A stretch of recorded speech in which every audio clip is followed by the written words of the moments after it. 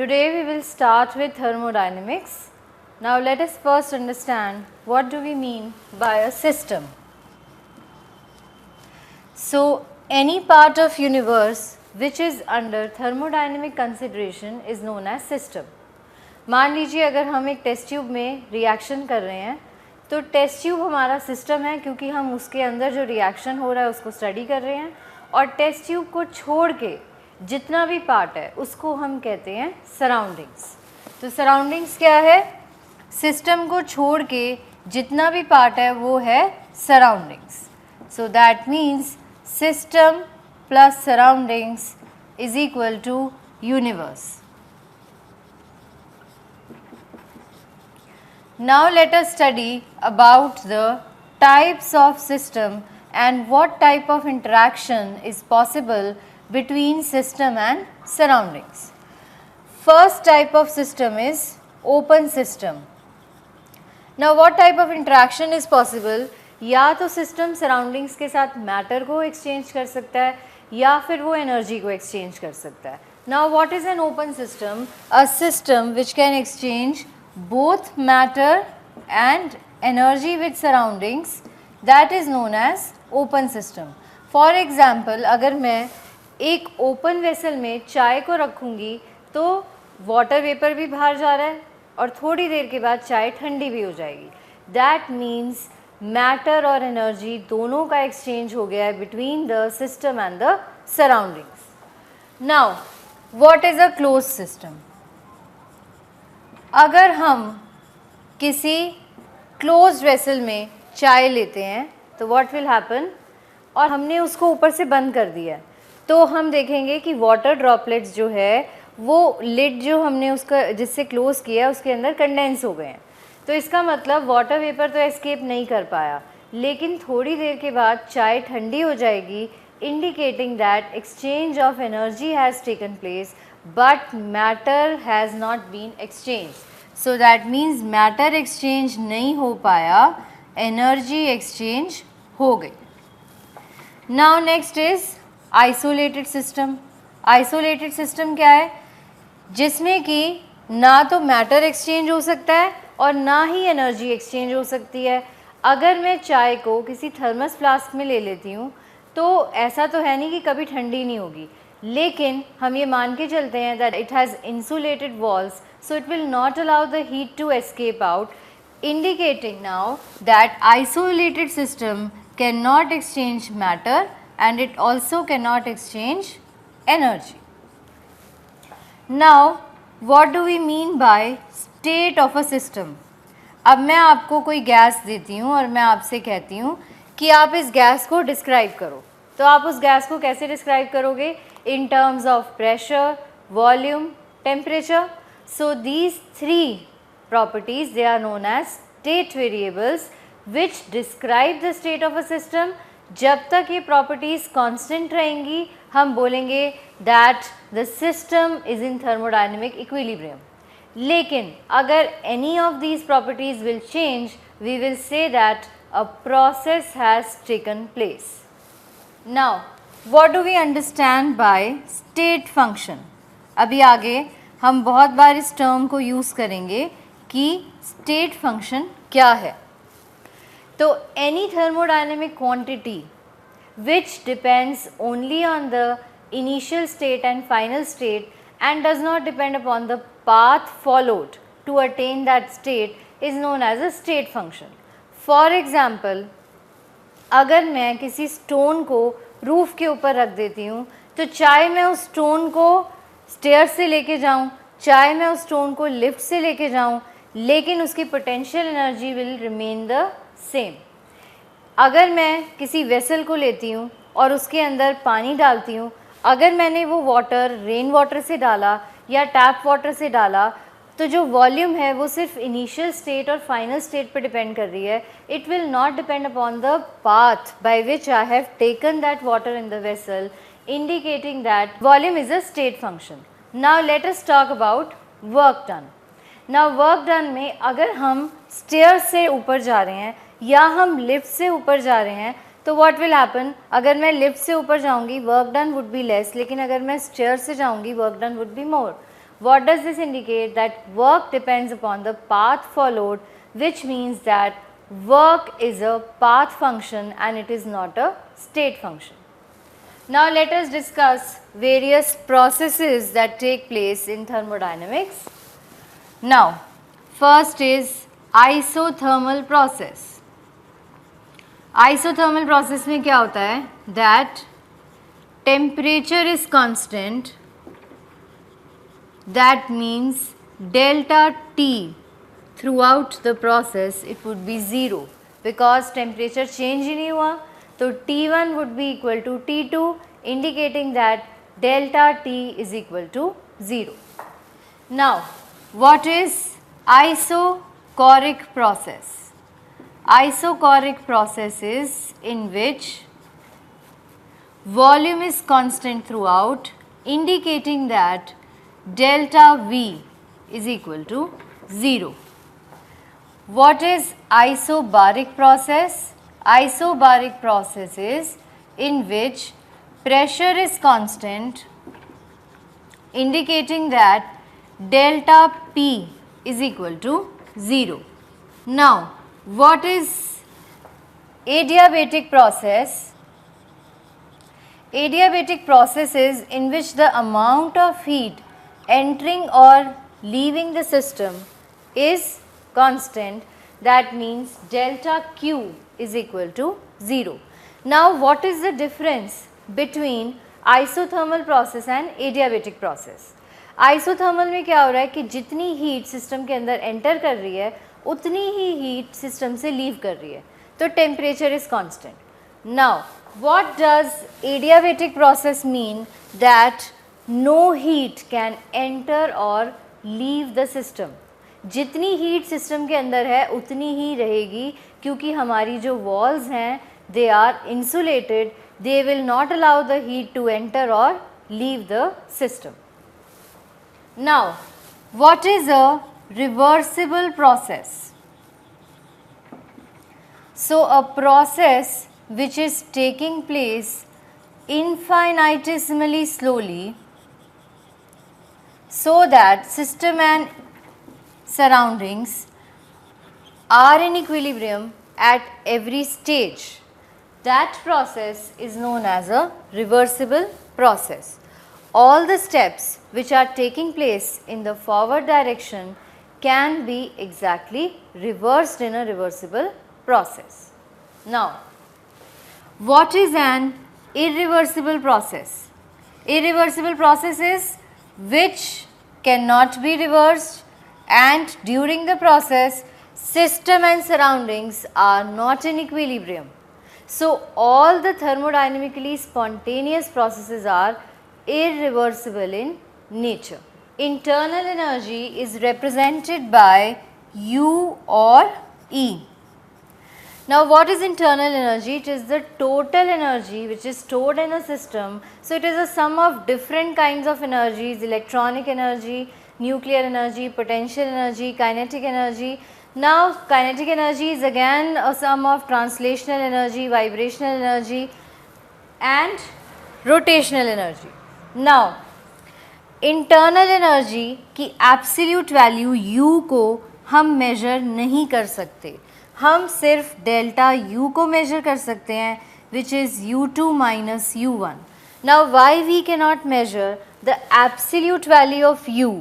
Because it is a sum of many different kinds of energies, some of which cannot be accurately measured, जिसकी वजह से absolute value of U cannot be measured, only delta U can be measured. Now delta U or internal energy, it is a state function. It is a state function, that means its value depends only on the initial state and final state.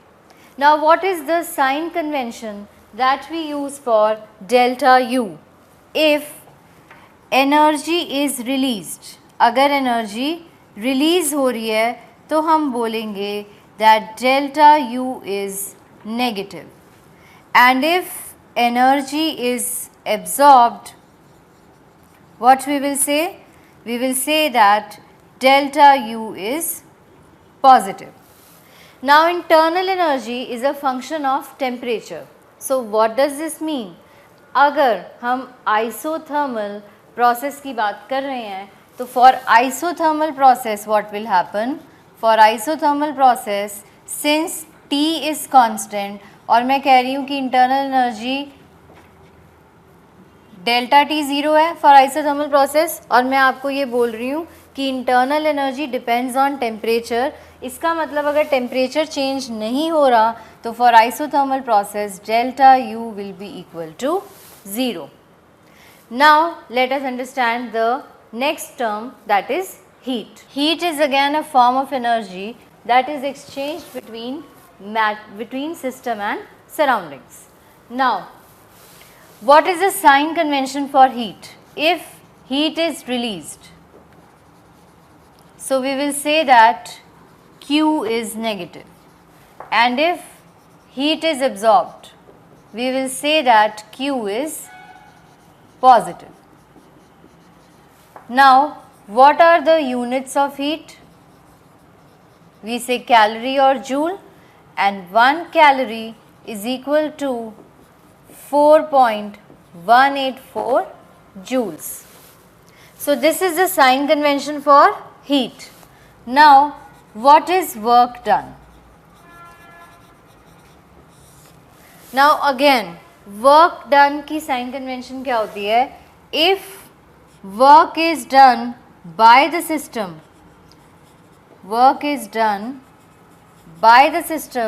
तो हम बोलेंगे that it is W is negative, and if work is done on the system, that means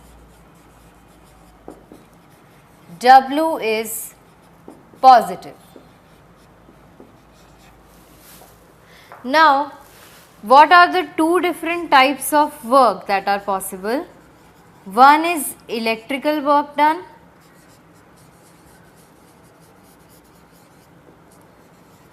which is equal to EMF into quantity of electricity,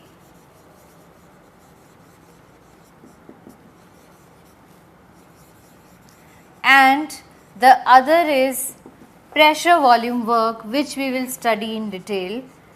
Pressure volume work or PV work.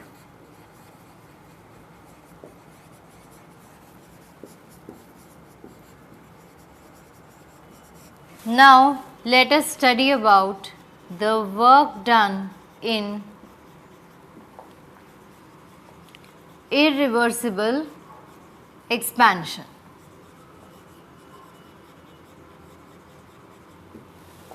Now let us consider that we have taken gas in a cylinder and we have fitted it with a piston. Now if P external is less than the pressure of gas, that means pressure of gas is greater, what will happen? Expansion takes place, and when expansion takes place, इसका मतलब क्या होगा? That work is done by the gas. By the gas इसका मतलब क्या है कि work done has to be negative. So by sign convention we will take the work done to be negative. Now when the gas expands, the piston will move, and when it moves, let us say that dW is the small amount of work that is done. Now when the piston moves, it will do some work, and we say that what is work done? It is the force into displacement. Now let us assume that when it is moving, it is doing this small work dW and it has moved a distance dl. Now force is equal to pressure into area. So that means we will say that P into A into dl, and area into dl will be equal to dV, that is volume. So dW is equal to P into dV, and if we want to find out the total work done, we will have to integrate it from V1 to V2 at constant pressure, and we will get, now this is the external pressure, so P external V2 minus V1, or P external into delta V. Now, since I told you that work done of expansion is negative, so we will put a negative sign here, and this is the formula that you are going to use in the numericals for calculating the work done. Now suppose आपको volume is given in liter or it is given in milliliter and external pressure is given in atmosphere. But the work done you have to calculate in joules. So you will apply the relationship 1 liter atmosphere is equal to 101.3 joules for doing this conversion.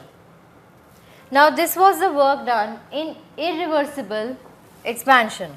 Now work done in isothermal reversible expansion of a gas.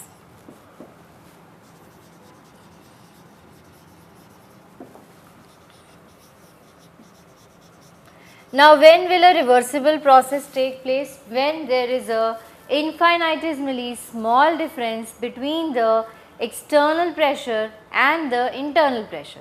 इसका मतलब P external will be smaller than P internal by a pressure dP, by small amount dP, because there has to be an infinitesimally small difference between the external pressure and internal pressure for reversible expansion to take place. Now, if we want to find out the work done, we will apply the formula minus P external dV. Now, if we apply the formula for P external dV, it would be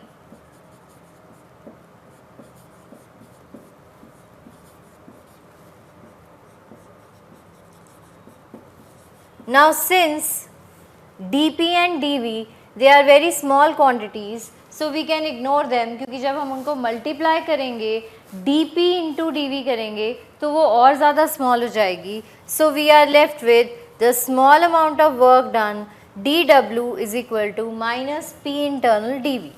Now if we say that the gas is ideal, so P internal will become equal to nRT by V. So we substitute it here nRT by V dV. Now we will integrate it in order to find out the total work done. So that means integral of dW is equal to nRT को हम common ले लेंगे dV by V and we will integrate it from V1 to V2.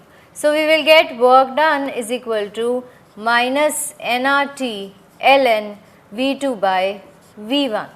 And if we change it to log to the base 10, we get minus 2.303 nRT log V2 by V1. And since pressure is inversely proportional to volume, in terms of pressure, the formula will become nRT log P1 by P2. So these are the two formulas, this and this, which you are going to use in the numericals. अगर आपको initial pressure और final pressure given है तो आप ये formula use करोगे, और अगर आपको initial volume और final volume given है तो आप ये formula use करोगे. But one thing you will keep in mind that R की value will be 8.314 joule Kelvin inverse mole inverse, so that the work done comes out to be in joule. Now we will understand the first law of thermodynamics. Now we will talk about the first law of thermodynamics. Now you all know the law of conservation of energy. It says that energy can neither be created nor be destroyed. It can only be converted from one form to another. So if I provide a heat 1 calorie, work done would be 4.184 joules.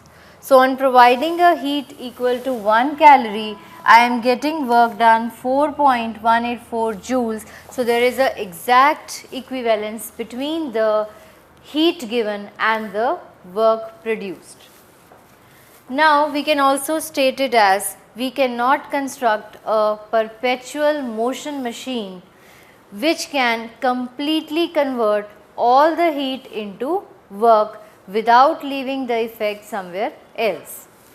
Now how do we derive this first law of thermodynamics? Now let us consider a system whose initial internal energy is U1. Now let us supply a Q amount of heat to it and let the work done be W, and let the final internal energy be equal to U2. Now U2 minus U1 is equal to Q plus W, that means delta U is equal to Q plus W, which is the mathematical formulation for first law of thermodynamics. And if I put W equal to minus P delta V, so it becomes delta U plus P delta V is equal to Q.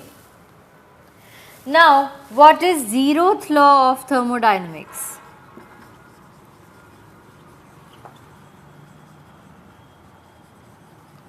So, 0th law of thermodynamics says that if a body A is in equilibrium with a body B and A is also in equilibrium with a body C, then B is also in equilibrium with C. Now, let us talk about what is a cyclic process. Cyclic process is a process in which when we start with some initial state, after the process we reach to the original state from where we started. Now for this cyclic process, delta U is equal to 0, delta H is equal to 0, delta H is enthalpy change which we will talk about, and delta S is also equal to 0, delta S is entropy change which we will talk about. Now if we plot a graph here, pressure volume, so we will see that how the curves are coming.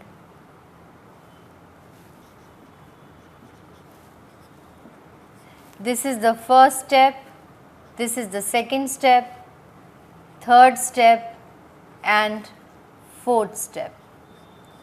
Now what is 1? 1 is isothermal expansion. 2 is adiabatic expansion. Third step is isothermal compression.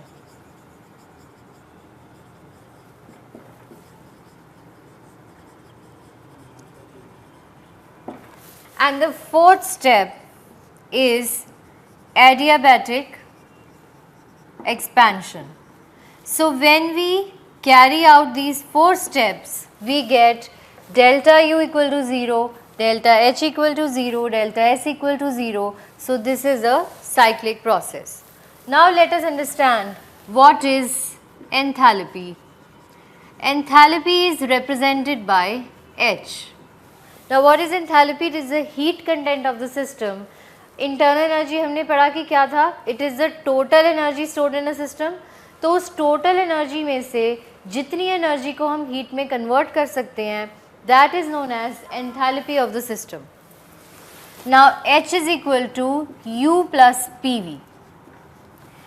That means delta H is equal to delta U plus P delta V. Now if I have to derive a relationship between delta H and delta U. Now delta H is equal to delta U plus P V2 minus P V1. P V2 minus V1. Now P V2 is equal to N2 RT for an ideal gas and P V1 is equal to N1 RT. If I apply the ideal gas equation, after substituting it here, I get N2 minus N1 RT. So it becomes delta H is equal to delta U plus delta NgRT, where N2 is equal to number of moles of gaseous products and N1 is equal to number of moles of gaseous reactants. Now let us study the conditions under which delta H will become equal to delta U.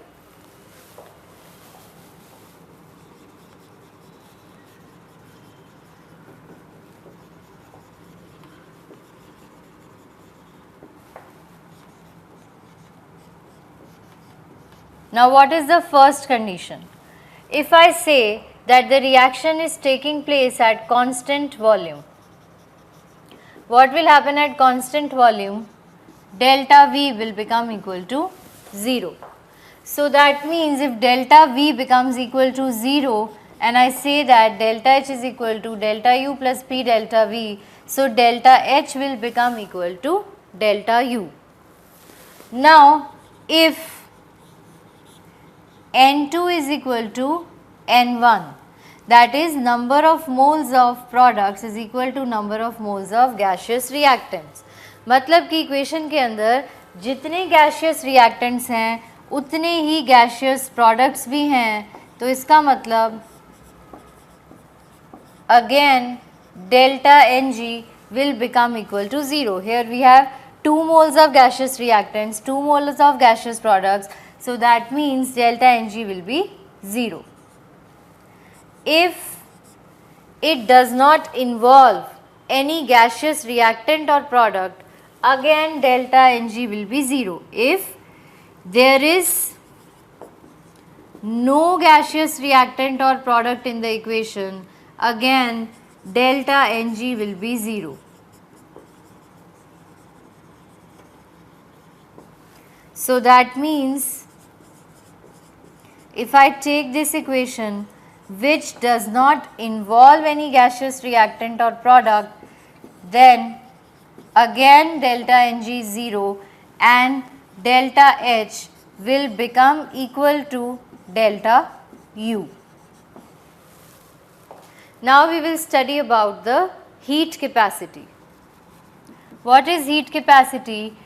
It is the amount of heat required to raise the temperature of any amount of substance by 1 degree Celsius. Now what is the formula of heat capacity? It is dQ by dt, or we can say that it is Q by delta T. dQ by dt is when we talk about very small amount, otherwise the formula is Q by delta T. Now if I say specific heat capacity, now for specific heat capacity, what is the definition?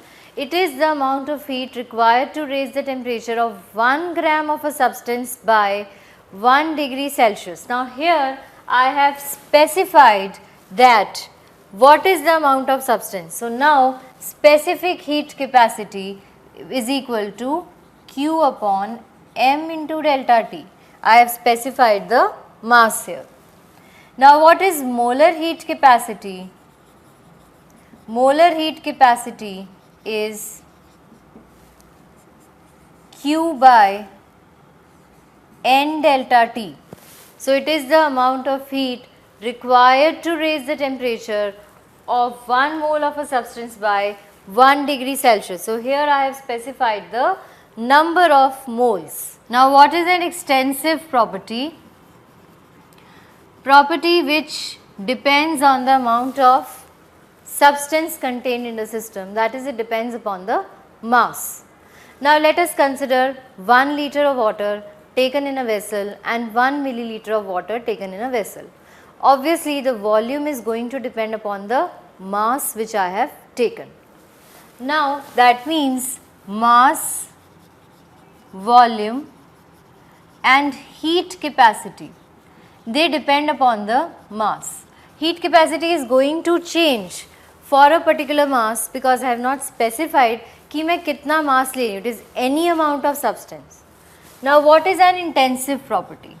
Intensive property is which does not depend upon the mass of the substance or amount of substance taken, but it depends only upon the nature of the substance. That means specific heat capacity is an intensive property, because now I have specified that it is for 1 gram of the substance.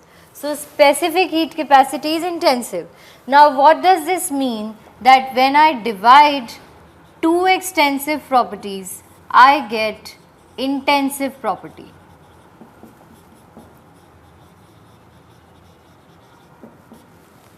So that means when I will divide mass and volume, I will get density, which is intensive. When I divide heat capacity by mole, I get molar heat capacity, which is intensive. Now today we have studied about different types of systems. We have studied about the different terms which we are using in thermodynamics, and we have studied about the laws of thermodynamics, that is 0th law and the first law. Questions related to these concepts and numericals related to the work done are given in the module. On applying these concepts, your concept will become more clear. Thank you. God bless you.